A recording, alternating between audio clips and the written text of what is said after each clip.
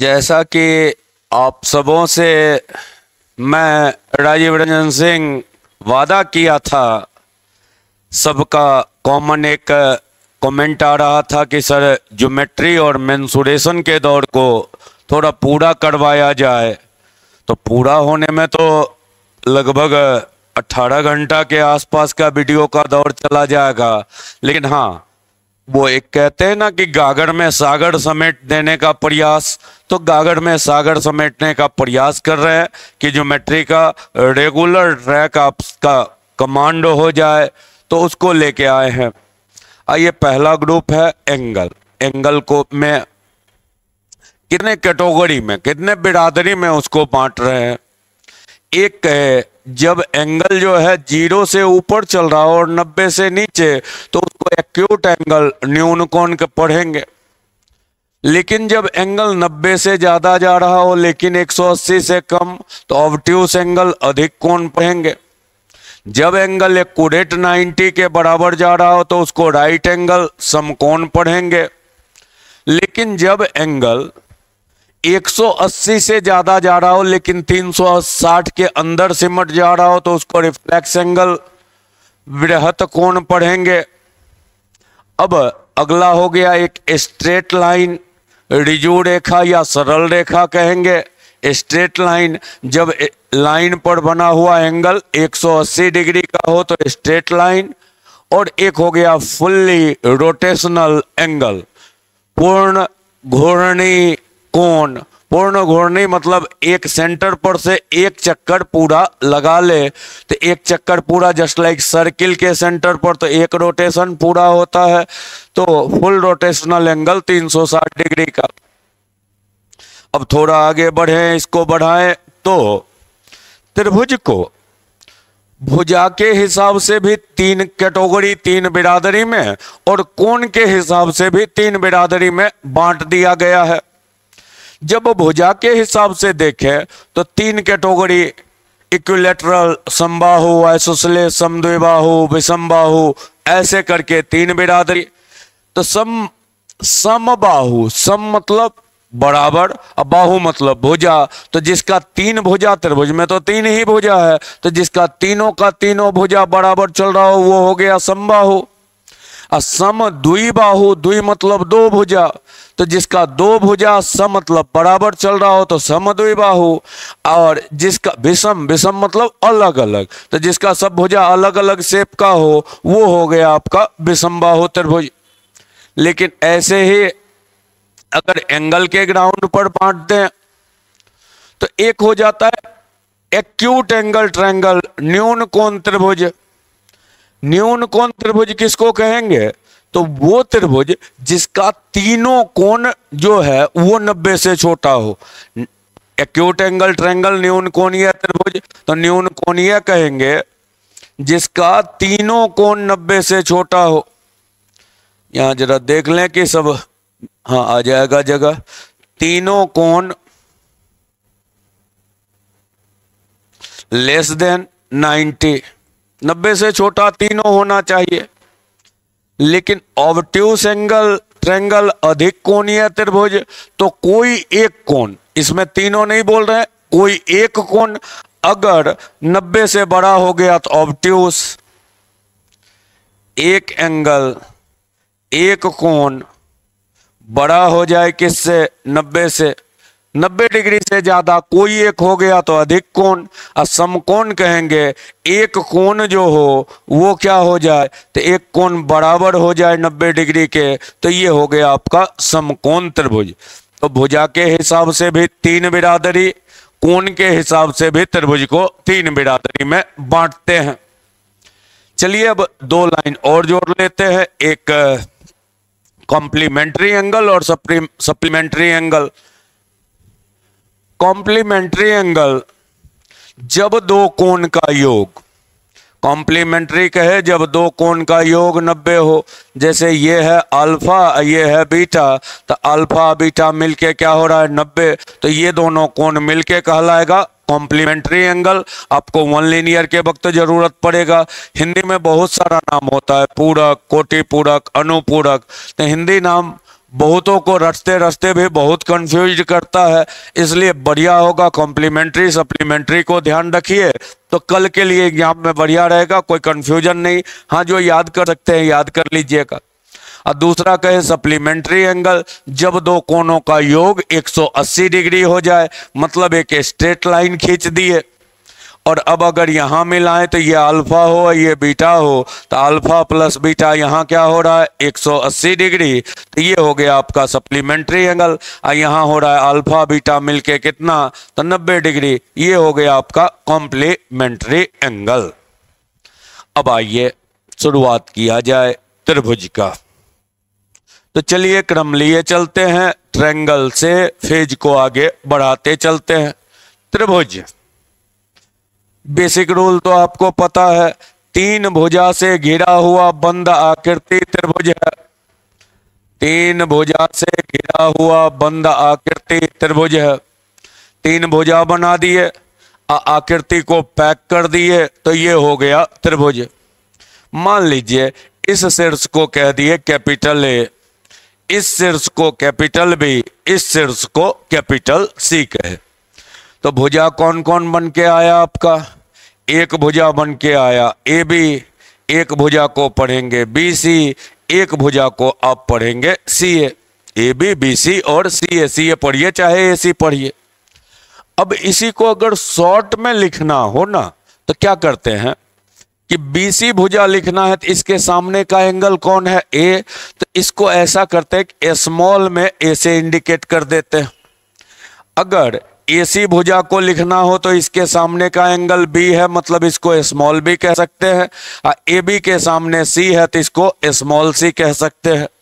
कहने का मतलब ये हुआ कि अगर ए बी भुजा को इंडिकेट करना हो तो बचा कौन, ऐसे ही देखिए ए बी भुजा है तो बच गया पार्ट सी, तो स्मॉल सी भी पढ़ सकते हैं। बी सी में बचा कौन, स्मॉल ए, इसको स्मॉल ए भी पढ़ सकते हैं। और सी ए में बचा कौन, तो स्मॉल बी, तो इसको स्मॉल बी भी पढ़ सकते हैं।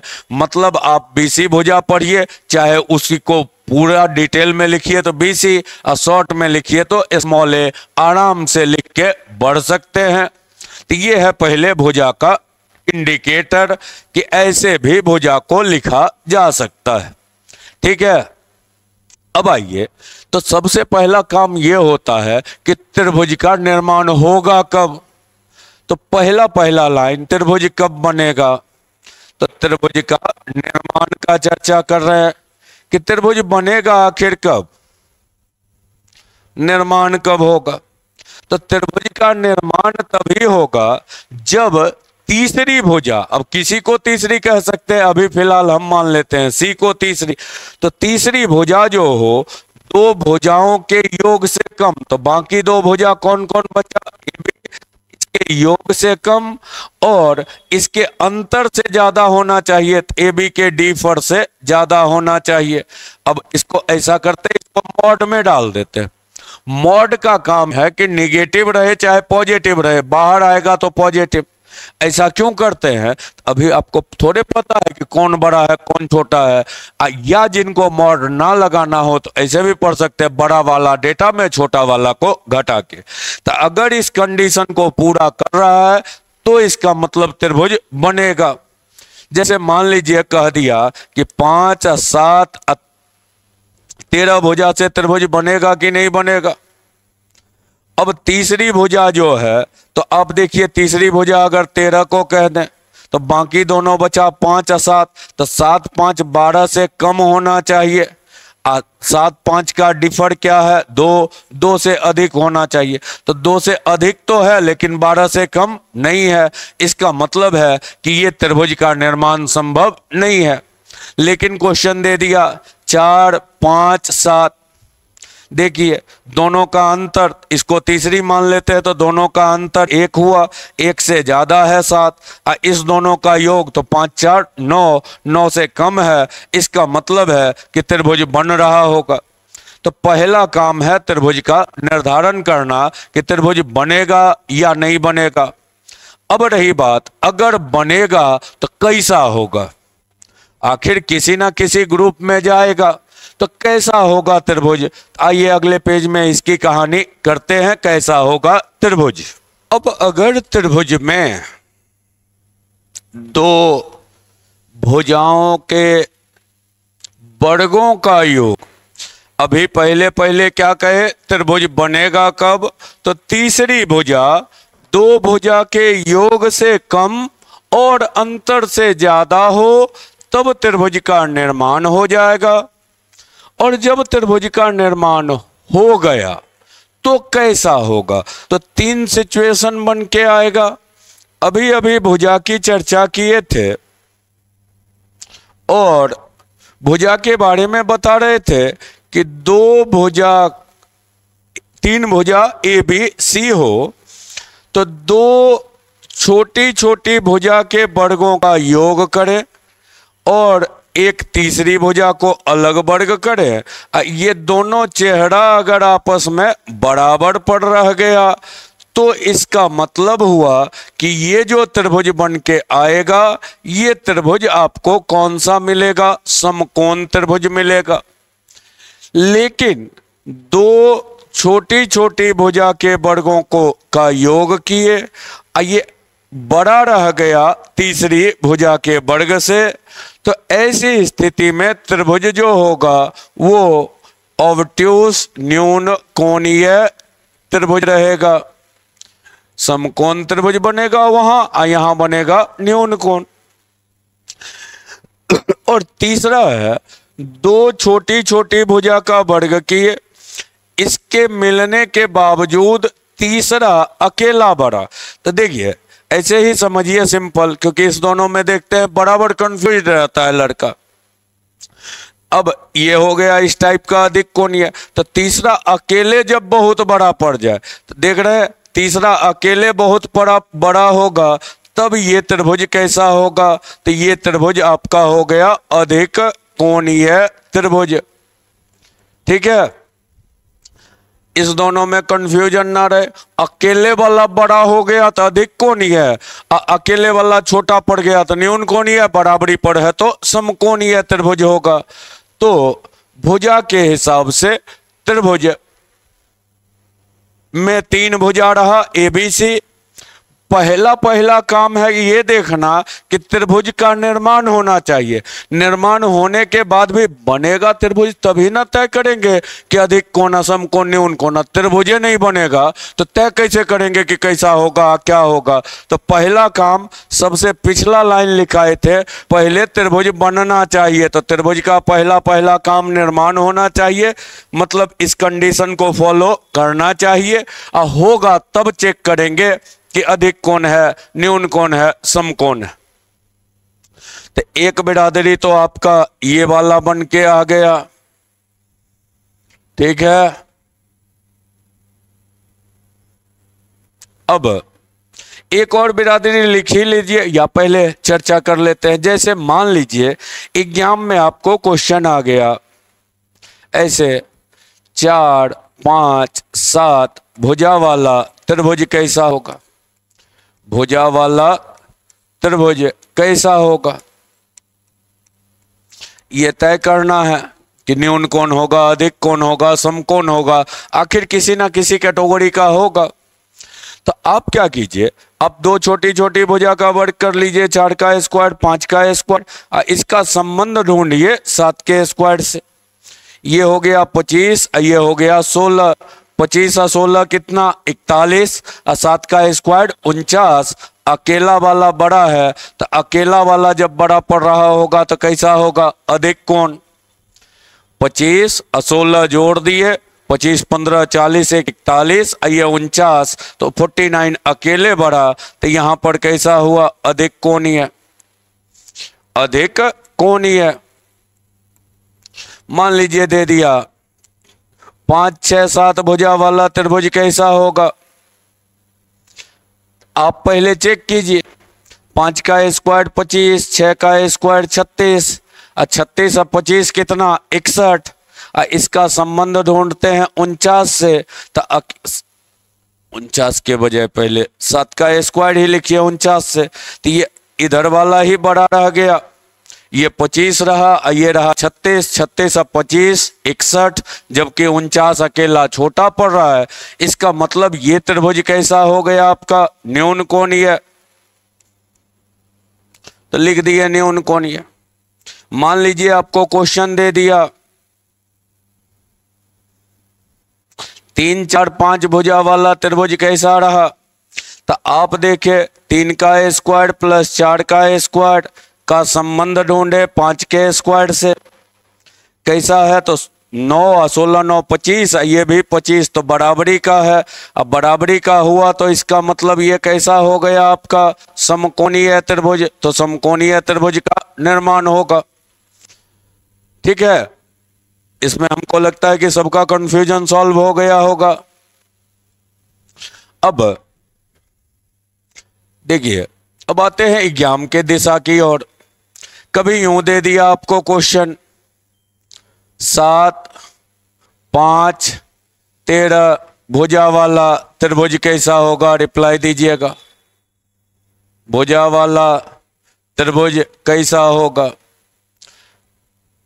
कैसा होगा ये आपको बतलाना है, कैसा होगा। तब क्या देखते हैं कि झट से सब शुरू कर लेता है। 7 का स्क्वायर 49, 5 का स्क्वायर 25 74, 13 का स्क्वायर 169, अकेले बड़ा तो अधिक कोणीय रंग देता है। लेकिन क्या कहे हैं? कहे कि पहला काम क्या होना चाहिए? चेक करना कि त्रिभुज बनेगा कि नहीं बनेगा, और उसके बाद तय करेंगे कि न्यून कोण समकोण अधिक कोण में। तो यहां जरा देखिए, ये 13 जो है तो दो भुजा का योग, तो 7 5 12 से कम होना चाहिए, अंतर तो 2 से अधिक होना चाहिए। ऐसा हो रहा है? नहीं हो रहा है। नहीं हो रहा है तो इसका आंसर क्या लिखेंगे? त्रिभुज का निर्माण ही नहीं होगा। त्रिभुज का निर्माण नहीं होगा। एग्जाम यही सब करके फंसाता है कि रूल सब रट लेता है। एग्जाम जाके पहला ऑप्शन दिया न्यून कोणीय अधिक कोणीय समकोणीय, लास्ट में कर दिया त्रिभुज का निर्माण नहीं होगा। रूल रट लिए, अब पता चला पहला लाइन का यूज ही नहीं किए। फिर एग्जाम क्या करेगा? आप क्या रट के गए हैं? रट के गए दो भुजा के वर्गों का योग का फॉर्मूला। एग्जाम में गए तो कह दिया त्रिभुज के दो भुजा के वर्गों का अंतर डिफर तीसरी भुजा के वर्ग के बराबर है। तीसरी भुजा के वर्ग के समान है।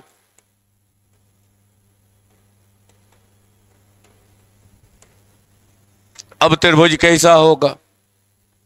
त्रिभुज कैसा होगा बताना है आपको। अब बतलाइए क्या होगा? पढ़ के तो गए योग, मिल गया क्या? डिफर। आप कुछ नहीं कीजिए, जो पढ़ के गए पहले जो कहा लिखिए। दो भुजा के वर्गों का अंतर तो X square minus Y square. करे तीसरी भुजा के वर्ग के बराबर है तो बराबर है जेड स्क्वायर के। अब जरा माइनस में तो आपको नहीं पता है, लेकिन इस माइनस को उठा के अगर उधर कर दें तो क्या बन के आया? एक्स स्क्वायर बराबर Y square plus Z square. अब तो आपके पास आ गया कि दो भुजा के वर्गों का योग तीसरी भुजा के वर्ग के बराबर हो रहा है। इसका मतलब क्या हुआ? कि इसका मतलब हो गया त्रिभुज कैसा बना? तो समकोण त्रिभुज। हो सकता है क्वेश्चन में गए दे दिया है दो भुजा के वर्गों का अंतर बड़ा है तीसरी भुजा से, आपको डिफर से नहीं पता है। लेकिन अगर इसको कन्वर्ट करें तो कन्वर्ट करेंगे तो क्या होगा? माइनस उधर ले जाते तो एक्स स्क्वायर बराबर वाई बराबर नहीं, बड़ा है तो रहने दीजिए, वाई स्क्वायर प्लस क्या हुआ? Z square. अब देखिए अकेला वाला भुजा का वर्ग क्या पड़ रहा है? बड़ा। अकेला बड़ा हो तो कैसा होगा? अधिक कोणीय। तो आप आराम से लिख सकते हैं अधिक कोणीय। यही सब एग्जाम करता है खेला, समझे? और इसी वजह से लड़का का कलम फंसता है, क्योंकि वो सीधा थ्योरम को रट्टा मार के पहुंच गया। और रट्टा मार के पहुंचा, जनरल कंपटीशन थोड़ा सा उसको ट्विस्ट ला दिया, उस क्वेश्चन में पूछने का तरीका थोड़ा सा बदल दिया, पता चला लड़का उलझ गया। क्वेश्चन दे दिया दो भुजा के वर्गों का अंतर छोटा है तीसरी भुजा के वर्ग से, बन जाएगा। अब उम्मीद करेंगे सबों का बन जाएगा। इसको इधर कीजिए तो एक्स स्क्वायर छोटा पड़ गया, ये इधर आता तो Y square plus Z square से, तो अकेला वाला छोटा पड़ रहा है, इसका मतलब कौन सा होगा, न्यून कोणीय है, तो आराम से न्यून कोणीय लिखिए। अब ये तो संभव नहीं है कि दोनों तरीका से बैठ के थ्योरम को रटे, लेकिन टेक्निकली अगर एक हेडिंग को कमांड कर लेते हैं तो अगला हेडिंग अगर बदल के भी दिया तो आपको कभी टेंशन नहीं होगा। तो यही कहानी था, पहले त्रिभुज बनेगा कब, अब बनेगा तो कैसा होगा। थोड़ा और आगे बढ़ाते हैं। अब अगर यही काम पहुंचा दिया जाए एंगल के साथ, अभी तो भुजा के हिसाब से देखे कि त्रिभुज बनेगा तो कैसा होगा, अब कोण के हिसाब से त्रिभुज कैसा होगा, कोण के हिसाब से त्रिभुज कैसा होगा, हिसाब से त्रिभुज कैसा होगा, ठीक है। अब एंगल के हिसाब से त्रिभुज का डिसीजन लेना है कि कैसा होगा, तो यहां भी तीन बिरादरी आएगा, दो कोण का योग बराबर हो जाए तीसरे कोण के, दो कोण का योग मिलके बड़ा रहे तीसरे से, और दो कोण का योग मिलके भी छोटा पड़ जाए तीसरे से। वहां वर्गों का योग कर रहे थे, यहां केवल एंगल का योग लिख रहे हैं, ठीक है। अब देखिए जब बराबरी पर हो जाए ना तो ये समकोण त्रिभुज हो जाता है, लेकिन अकेला वाला छोटा रह जाए तब ये रह जाएगा आपका न्यून कोण, लेकिन दो मिलके भी छोटा पड़ जाए तीसरे से, अर्थात अकेले वाला बड़ा हो जाए, तब ये त्रिभुज कैसा हो जाता है, तो ये त्रिभुज आपका हो जाएगा अधिक कोण त्रिभुज। अब इसमें भी तो पलटी मार मार के पूछ सकता है सवाल, सवाल तो ये पूछ सकता है कि किसी त्रिभुज के दो कोण का अंतर, योग के जगह कर दिया अंतर, दो कोण का अंतर तीसरे कोण से बड़ा है, त्रिभुज कैसा होगा बताना है। पढ़ के गए योग, अब पूछ दिया जाके एग्जाम में अंतर, तो लिखिए कुछ भी, दो कोण का अंतर बड़ा है तीसरे कोण से, अंतर से नहीं पता है आपको लेकिन योग से सब कुछ पता है, तो माइनस वाला को साइड चेंज करा दीजिए, तो ए बड़ा रह गया, इसको इधर करते तो बी प्लस सी। अब देखिए तो अकेले कोण क्या पड़ रहा है, बड़ा, तो अकेला बड़ा पड़ रहा है का मतलब क्या होगा, अधिक कोण, तो आराम से लिख दीजिए ये त्रिभुज कैसा होगा, अधिक कोण। बेसिक दौड़ को लिए चल रहे वादे के अनुसार, तो उस दौड़ को आगे बढ़ाते चलेंगे, थोड़ा और आगे इसको लिए चलते हैं बेसिक में से।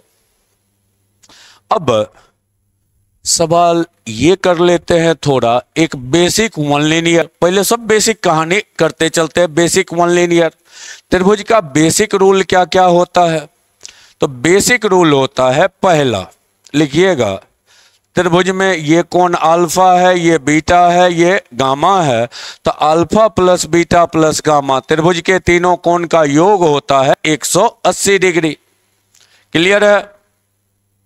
दूसरा बेसिक रूल होता है, कोई एबीसी त्रिभुज है, इस भुजा को मान लीजिए बाहर बढ़ा दिए, तो ये कोण अगर अल्फा हो और ये कोण बीटा हो तो बाह्य कोण, ये बाहरी कोण हुआ, तो बाह्य कोण सम्मुख अंतः, सम्मुख मतलब सामने वाला, इंटरनल एंगल अंतः कोण के बराबर, तो एक्सटर्नल जो बन के आएगा, बाह्य कोण जो बन के आएगा सामने के इंटरनल एंगल के सम के बराबर होगा, मतलब ये अल्फा प्लस बीटा होगा, बाह्य कोण सम्मुख अंतः कोण के योग के बराबर होगा।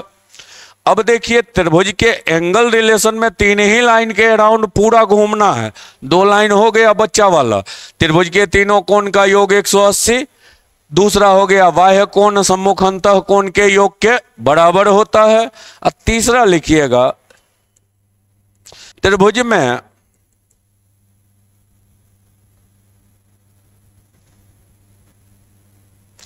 बड़ी भुजा के सामने का कोण बड़ा, बड़ी भुजा के सामने का कोण बड़ा होगा,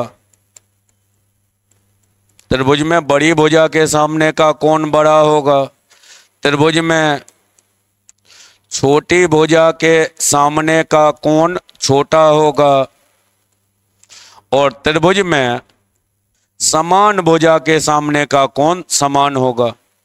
त्रिभुज में समान भुजा के सामने का कोण समान होगा। ठीक है, बड़ी भुजा के सामने का कोण बड़ा होगा, छोटी भुजा के सामने का कोण छोटा होगा, समान भुजा के सामने का कोण समान। मतलब अगर दो भुजा एक त्रिभुज में बराबर है तो उसके सामने का एंगल भी बराबर होगा। जैसे ये त्रिभुज बना है, कह दिया ये भुजा बराबर है, तो इसके सामने हो गया अल्फा, तो इसके सामने भी होगा अल्फा। किसी त्रिभुज में समान भुजा के सामने का कोण समान, छोटी भुजा के सामने का कोण छोटा, बड़ी भुजा के सामने का कोण बड़ा होता है। एंगल निकालने में इसी 3 लाइन की, हाँ एक पहला बेसिक लाइन का भी कभी कभी जरूरत पड़ जाता है, इतना तो सबको आता होगा। स्ट्रेट लाइन पर जुड़ा हुआ एंगल कितने का होता है? 180 डिग्री का। पहले ही बेसिक एंगल के वक्त कहानी की है, तो एंगल के वक्त इसी 3 लाइन की जरूरत पड़ती है। लेकिन जरा देखिए तो एंगल में क्या लिखा है? बड़ी भुजा के सामने का कोण बड़ा, छोटी भुजा के सामने का कोण छोटा, और समान भुजा के सामने का कोण समान। लेकिन अगर लंब और माध्यिका में आ जाए तो ठीक उल्टा कहानी होता है, तो उसको भी मेंशन कर ही लीजिए। किसी त्रिभुज में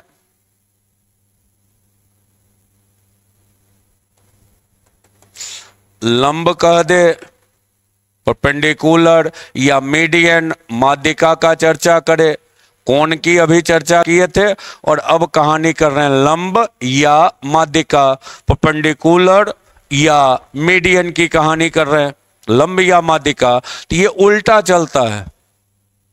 बड़ी भुजा पर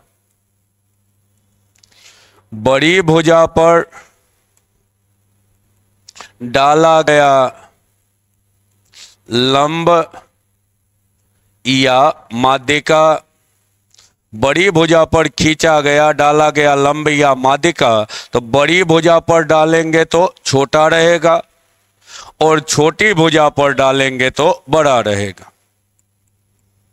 छोटी भुजा पर डाला गया लंब या माध्यिका तो बड़ा, ये उल्टा हो जाता है, बड़ा पर छोटा और छोटा पर बड़ा। लेकिन समान भुजा पर तो समान रह जाता है, तो ये दोनों सिर्फ पलटी मारता है। बड़ी भुजा पर डाला गया लंब या माध्यिका छोटा, और छोटी भुजा पर डाला गया लंब या माध्यिका बड़ा होता है। अब त्रिभुज में दो बिरादरी और बढ़िया से कमांड कर लीजिए, तो त्रिभुज का रेगुलर दौर आपका सिमट जाता है। दो बिरादरी का मतलब हुआ कि एक बिरादरी में समेट लेंगे त्रिभुज में, छोटी बिरादरी में त्रिभुज का समरूपता, सिमिलरिटी समरूपता, और कॉन्ग्रुएंट फॉर्म सर्वांग समता। एक फेज में समरूपता और सर्वांग समता को समेट लेंगे। कब त्रिभुज दो सिमिलर होगा और कब कॉन्ग्रुएंट होगा, और दूसरे फेज में हर प्रकार के केंद्र की कहानी को समेट लेंगे। हर प्रकार का केंद्र, क्वेश्चन तो सबसे ज्यादा ज्योमेट्री में यहीं से खड़ा होता है। हालांकि क्वेश्चन इनडायरेक्ट कहिए तो क्वाड्रिलेटरल का लगभग, जिसका सिमेट्री पर कमांड है उसका क्वाड्रिलेटरल में कहिए तो 80% पहले से मेंटेन है, बशर्ते कि बढ़िया से समरूपता और सर्वांग समता पर उसका कमांड होना चाहिए। तो आ जाइए केंद्र की ओर। तो हाँ, अभी बता नहीं रहे, अभी आगे की कहानी कर रहे हैं। तो समरूपता और सर्वांग समता एक फेज में चर्चा करेंगे, और दूसरे फेज में केंद्र की चर्चा। केंद्र में क्या क्या आ जाता है? तो त्रिभुज के माध्यिकाओं का कटान बिंदु केंद्रक कहलाता है, सेंट्रॉइड केंद्रक। अब केंद्रक का हिंदी में बहुत सारा नाम होता है। केंद्रक का नाम है मध्य केंद्र भी, केंद्रक को कहते हैं मिड सेंटर भी, मध्य केंद्र। केंद्रक को कहते हैं भार केंद्र भी, केंद्रक को कहते हैं गुरुत्व केंद्र भी। गुरुत्व केंद्र सेंटर ऑफ ग्रेविटी, गुरुत्व केंद्र भी कहते हैं। ये सब एक ग्रुप, सब एक के का नाम है, तो नाम भी याद रखना महत्वपूर्ण पार्ट हो जाता है। उसके बाद इन सेंटर की चर्चा करेंगे, अंतः केंद्र की, फिर चर्चा करेंगे सरकम सेंटर की, परी केंद्र की, फिर चर्चा करेंगे ऑर्थो सेंटर की, लंब केंद्र की, लंब केंद्र की, फिर चर्चा करेंगे एक्स सेंटर की, एक्स सेंटर का मतलब हो गया बाह्य केंद्र की, फिर सबके एंगल का रिलेशन, सबके भुजा का relation, capital R, small R, सबका रिलेशन ये लिए चलेंगे।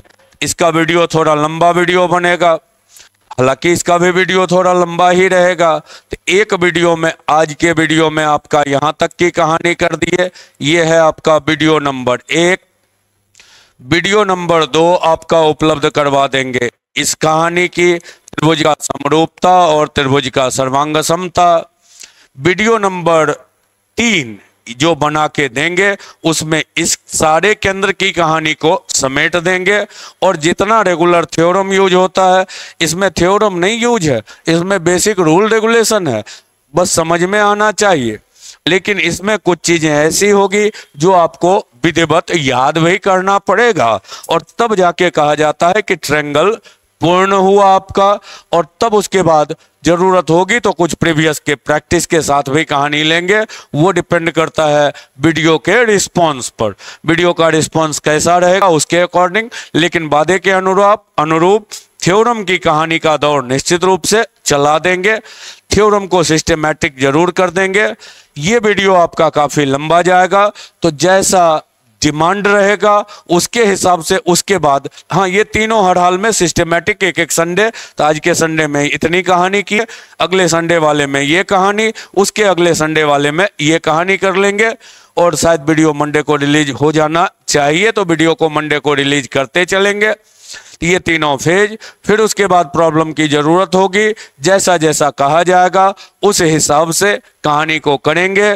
तो लेकिन इतना काम हर हाल में करवाते चलेंगे। तो चलिए आज का क्रम यहीं तक रहने देते हैं, फिर मुलाकात होगी पार्ट 2 और पार्ट 3 को लेके।